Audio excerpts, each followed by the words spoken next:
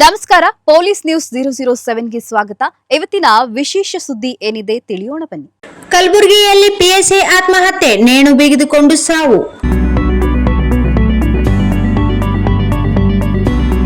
ಇಲ್ಲಿನ ಗಂಗಾನಗರ ಪ್ರದೇಶದಲ್ಲಿ ಪೊಲೀಸ್ ಇಲಾಖೆಯ ಪಿಎಸ್ಐ ಒಬ್ಬರು ನೇಣು ಬಿಗಿದುಕೊಂಡು ಆತ್ಮಹತ್ಯೆ ಮಾಡಿಕೊಂಡಿರುವ ಘಟನೆ ನಡೆದಿದೆ.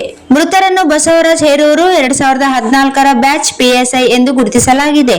ಅವರು ಕಳೆದ 2 ವರ್ಷಗಳಿಂದ ಕಲಬುರಗಿ ಡಿಸಿಆರ್ಬಿ ವಿಭಾಗದಲ್ಲಿ ಕರ್ತವ್ಯ ನಿರ್ವಹಿಸುತ್ತಿದ್ದರು.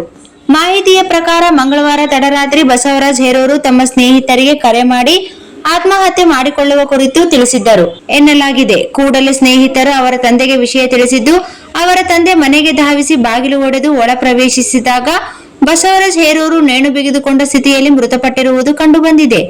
ಆತ್ಮಹತ್ಯೆಗೆ ನಿಖರ ಕಾರಣ ಇನ್ನೂ ತಿಳಿದು ಬಂದಿಲ್ಲ. ಆದರೆ ಕೌಟುಂಬಿಕ ಕಲಹದ ಹಿನ್ನೆಲೆ ಈ ದುರ್ಘಟನೆ ಸಂಭವಿಸಿರಬಹುದೆಂಬ ಶಂಕೆಯನ್ನು ಪೊಲೀಸರು ವ್ಯಕ್ತಪಡಿಸಿದ್ದಾರೆ.